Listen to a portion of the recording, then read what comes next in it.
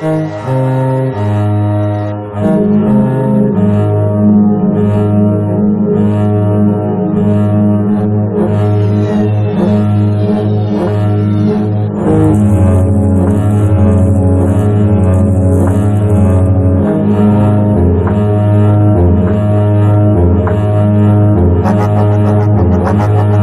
you start out, it's dusty, it's dirty, it's cloudy. When you take wood and you start working with it, it's incredibly malleable, but it has a character of its own. The art really comes into taking that top layer off and then seeing what's there. You have to find the poetry of the piece and work with the grain. Urban Reclamations is a company that attempts to draw out the beauty of the old and make it new again. The idea and concept is to go into reclaimed wood that's been used in the past out of barns, industrial areas, and repurpose them. Take old pieces of wood and make them beautiful and functional.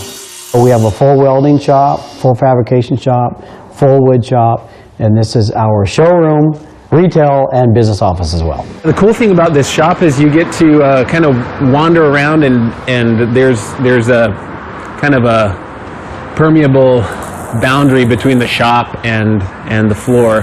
It's not this invisible process that happens behind closed doors. You get to see people working. You can interact with any of the folks on the floor. In the late 80s, my older brother and I were reclaiming some material that was set to go to the chipper, and then we'd reclaim it. It was really inspiring for me to see material that was otherwise destined to be landfill or burned.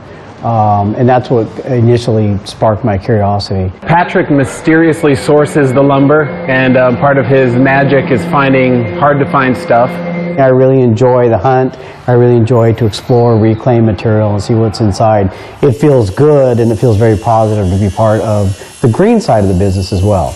Part of the reclaimed phenomenon in culture right now is an awareness of limited resources on the planet, to instead be looking to what's available around us. When buildings come down, there's beams, there's barns that collapse, there's flooring that comes up, and to repurpose those materials is an art form instead of logging and clear cutting and getting more new wood. It drives us, it motivates us, and to contribute environmentally is nice. You know, how big of a footprint are we making? I don't know. I mean, we do our share of taking material out of the waste stream, but it certainly feels good. The bigger impact is the commercial side of our business. We do a lot of restaurant and bar work, primarily in this Seattle Puget Sound area, and they are the larger consumers, right, of this material. Patrick built our bar top and all of our tables using a reclaimed truck bed. This beautiful wood would have ended up in a landfill, and anything that can be repurposed, reclaimed, and reused, the more we can do that, the better. I think when you walk into a restaurant that has our DNA in it, you walk in and it feels authentic. It's a really warm and dark stain on the wood, which is it's really unique. It's got a ton of character to it. The aesthetics that Patrick has in mind is getting old wood to work with the steel, and there's something about the ruggedness of that is attractive. Divots and ridges, kind of unevenness of the surface a little bit. You know, a lot of what we do by hand. We literally will start on one end of the piece and just start working by hand, following the contour of the wood and then following the color scheme as well. Most of the work is sanding, and that is the lion's share of the elbow grease that goes into these things. A piece will come in and it'll be completely grayed and weathered and ugly to the eye. Worthless to many who would look at it. Mother Nature created the wood to begin with, and then environmentally over an 100-year period, it took on a different color, character, and patina. So for me, it's a canvas, really.